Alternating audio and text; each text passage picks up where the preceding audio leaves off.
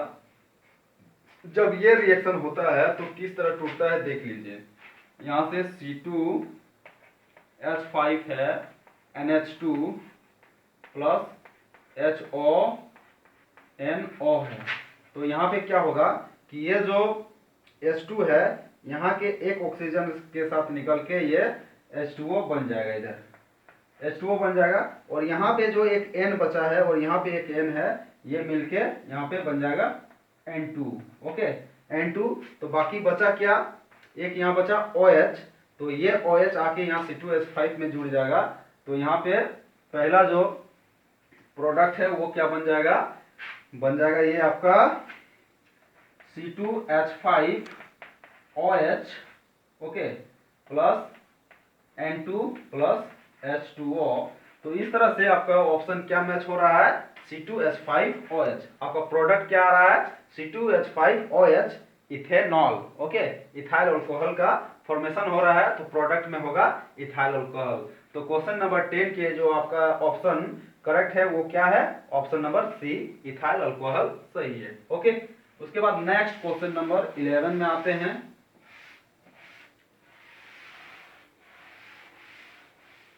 Question number 11, question number 11 क्या करता है, क्वेश्चन नंबर 11 है molecular formula of aldotrioses is. molecular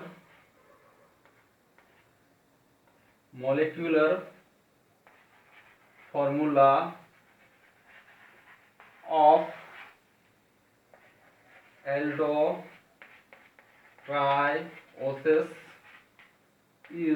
एल्डोट्राइओसिस is क्या होगा।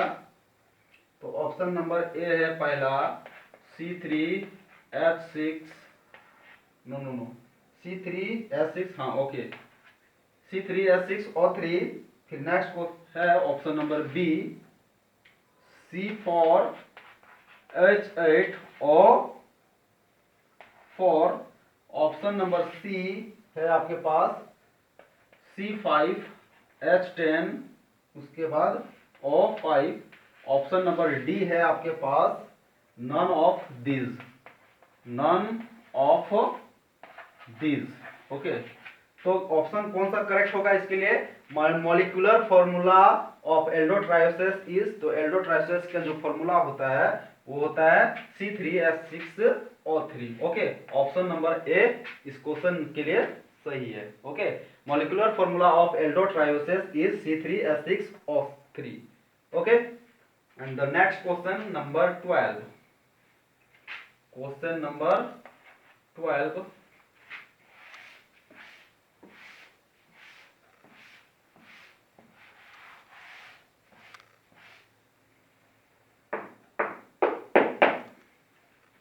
क्वेश्चन नंबर 12, क्वेश्चन नंबर 12 क्या है, मोनोमर ऑफ पॉलीथीन इज। बहुत ही इंटरेस्टिंग और बहुत ही इजी क्वेश्चन है। Monomer of polythene is monomer of polythene is क्या होगा। ऑप्शन नंबर ए आपका दिया हुआ है प्रोपाइलिन। ऑप्शन नंबर बी दिया हुआ है इथीन। अब इथीन, ठीक है, इथीन है। अब पता कीजिए, अब पढ़े हैं इसको पहले, तो क्या होगा। ऑप्शन नंबर सी है vinyl chloride. Option number D है आपके पास नन ऑफ दिस। तो नन ऑफ दिस तो होगा नहीं, विनाइल क्लोराइड भी नहीं होगा, प्रोपाइलिन भी नहीं होगा। तो ये किससे बनेगा, पॉलीइथीन बनेगा इथीन से। ओके, पॉलीइथीन बनेगा इथीन से। तो इस तरह से बन गया ये। तो मोनोमर मतलब जिससे पॉलीथीन बनता है, तो उसके लिए जो रिएक्टेंट होता है वो क्या होता है, इथीन होता है। इथीन से ही क्या बनता है, इथीन ही आपका स्मॉलर मॉलिक्यूल है, इससे ही क्या बनता है, बहुत सारा मॉलिक्यूल, पॉली जो है वो मैनी के लिए यूज होता है यहाँ पे, तो इथिन से ही क्या बनता है, पॉलीथीन बनता है। ओके, द पॉलीमराइजेशन जब इथिन का कराया जाता है तो आपका पॉलीथीन का फॉर्मेशन होता है। तो इस तरह से monomer of polythene is ethyne. Okay, option number B is correct for question number 12 and the next question number 13। Question number 13 is question number 13। Okay, question number 13 भी बहुत इजी है। Formaldehyde is formaldehyde is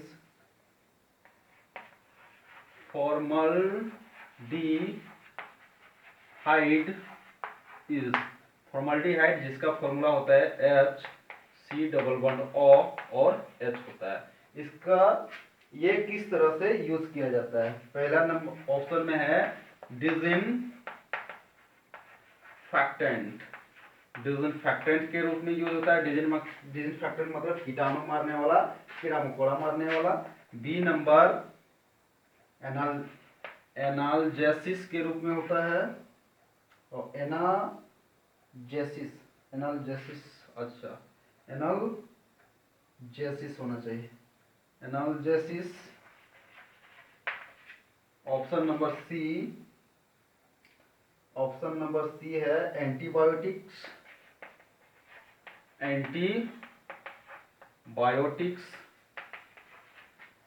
option number D है none of this.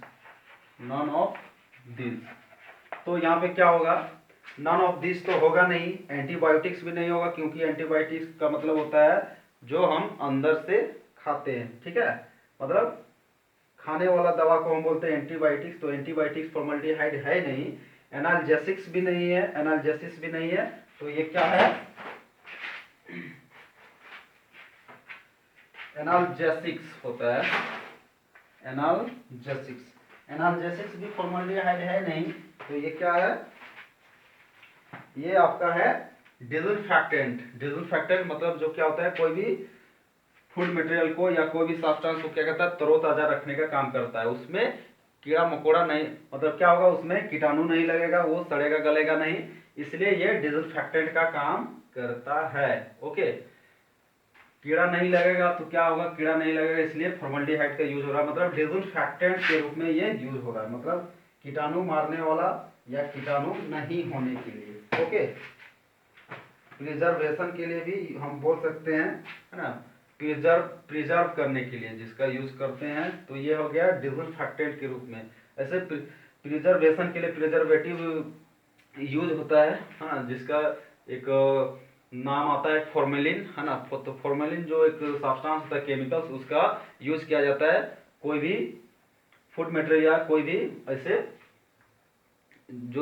ऐसा कोई भी जो है dead body या डेड मटेरियल जो है, या जिसमें जो लिविंग क्या बोलते हैं, लिविंग सेल्स है जिसमें, तो उसको अगर तरोताजा रखना है तो उसके लिए हम क्या करते हैं, फॉर्मेलिन सॉल्यूशन को या फॉर्मेलिन केमिकल को हम यूज करते हैं। ओके, जो प्रिजर्वेटिव के रूप में यूज होता है, लेकिन यहाँ पे फॉर्मल्डिहाइड के लिए जो करेक्ट ऑप्शन है वो है डिजिनफेक्टेंट ही। Okay, and the next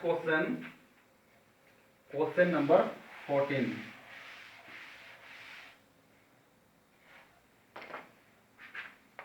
question number 14 and question number 14 is aluminium hydroxide is, यह भी एक इंटरेस्टिंग क्वेश्चन है। अल्युमिनियम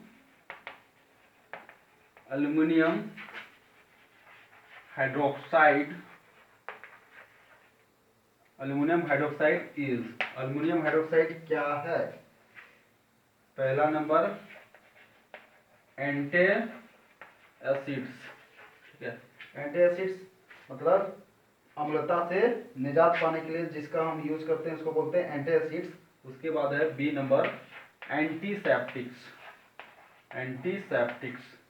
जो हम लोग बाहर से स्किन में लगाते हैं, घाव वगैरह में, उसको बोलते हैं एंटीसेप्टिक्स। ठीक है, फिर है antihistamines, C number antihistamines टेमिन्स, टेमिन्स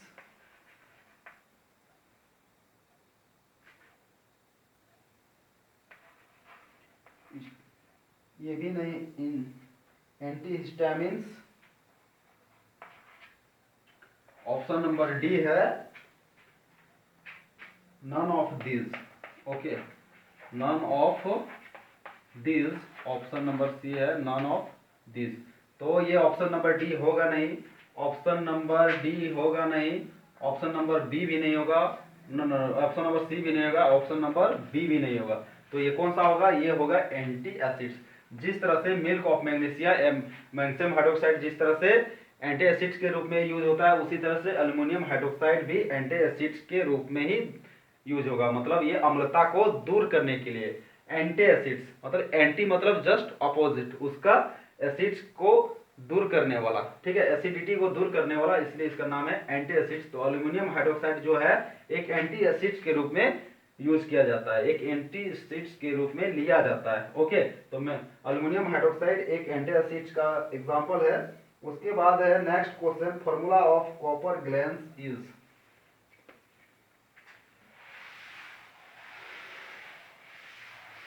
क्वेश्चन नंबर 15 है आपके पास,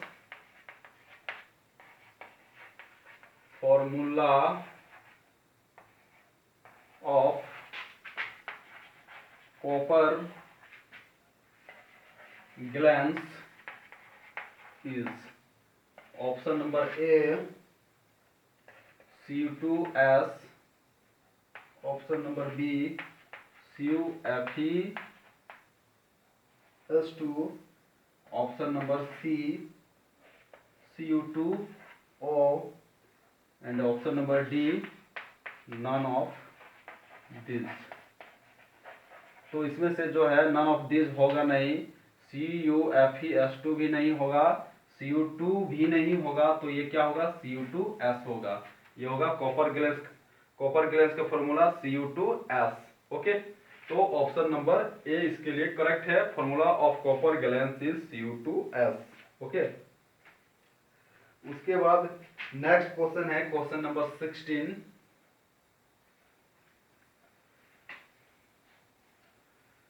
क्वेश्चन नंबर 16,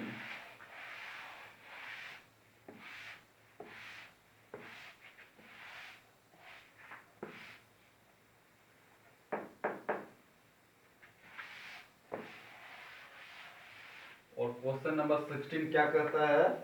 क्वेश्चन नंबर 16 है आपके पास, structural formula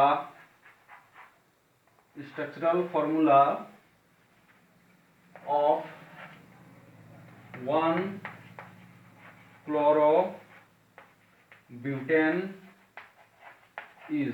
structural formula of 1-chlorobutane is. तो ऑप्शन है आपके पास CH3 single bond CH2 single bond CH2 single bond CH2 single bond Cl। Okay, option number B है आपके पास CH3 single bond CH2 CH2 single bond Cl। Okay, इतना हो गया। फिर ऑप्शन नंबर सी है आपके पास CH3 CH2 CH2 फिर सिंगल बॉन्ड CH2 फिर से सिंगल बॉन्ड CH2। तो यहाँ पे कार्बन का संख्या कितना हो गया? 1 2 3 4 5, उसके बाद है Cl। ओके, और उसके बाद ऑप्शन नंबर डी है none of this, none of this है। Okay, none of this. तो इसमें क्या होगा? ऑप्शन नंबर डी तो होगा ही नहीं, क्योंकि स्ट्रक्चरल फॉर्मूला बताना है 1-chlorobutane का। ये ऑप्शन नंबर सी भी नहीं होगा, क्योंकि इसमें कार्बन की संख्या 5 है, तो कार्बन की संख्या 5 के लिए ये हो जाएगा पेंटाइल क्लोराइड। ये हो गया कार्बन का संख्या इसमें 3 है, तो ये हो गया प्रोपाइल क्लोराइड। ये इसमें कार्बन की संख्या 4 है, तो ये हो गया ब्यूटाइल क्लोराइड। इसलिए ब्यूटाइल क्लोराइड को ही हम बोलेंगे 1-chlorobutane। ये इसका यूपीएक नेम है, इस कंपाउंड का, इस स्ट्रक्चर का ये यूपीएक नेम हो जाएगा, यूपीएससी नेम 1-chlorobutane। ओके, इसलिए ऑप्शन नंबर ए करेक्ट होगा। तो क्वेश्चन नंबर 16 का ऑप्शन नंबर ए करेक्ट होगा। ये CH3 single bond CH2, single bond CH2, single bond CH2, मतलब 4 कार्बन होगा, एक क्लोरीन। और हाइड्रोजन कितना है, 3 2 5, 5 2 7, 7 2 9। ठीक है, तो ये 1 क्लोरोब्यूटेन के लिए ये हो गया CH3, single bond CH2, single bond CH2, single bond CH2 and single bond Cl। Okay, and the next question number 17।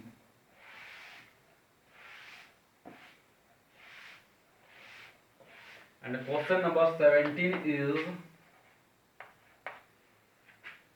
molecular formula of sucrose is molecular formula of sucrose is। और जो कोई भी biomolecules chapter पढ़े होंगे उनको याद आ रहा होगा कि सुक्रोज का फॉर्मूला क्या होता है।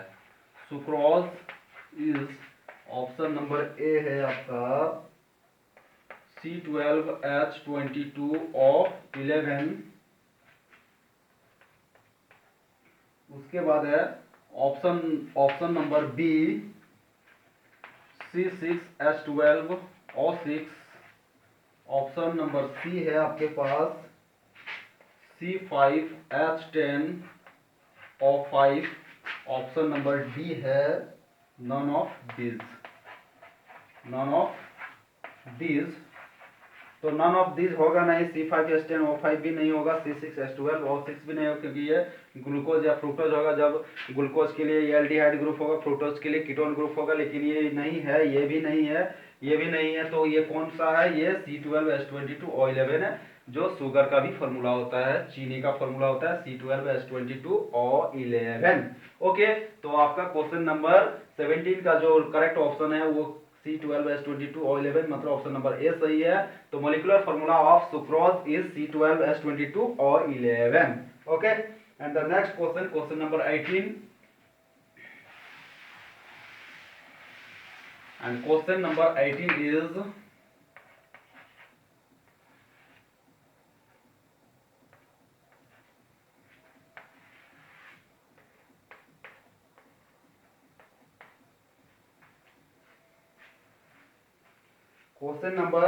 is in the reaction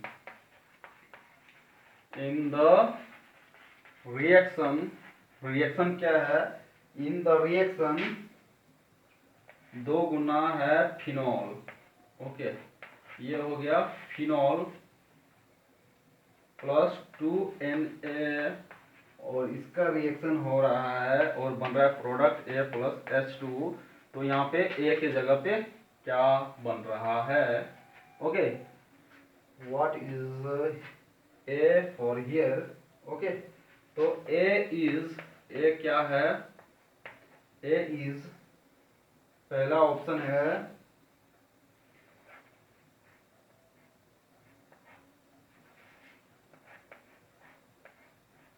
पहला ऑप्शन इस तरह का है ONA। उसके बाद दूसरा ऑप्शन है बेंजीन दिया हुआ है। तीसरा ऑप्शन है बेंजल्डिहाइड, तीसरा ऑप्शन में बेंजल्डिहाइड बनाया गया है CHO, और डी नंबर में है नन ऑफ दिस।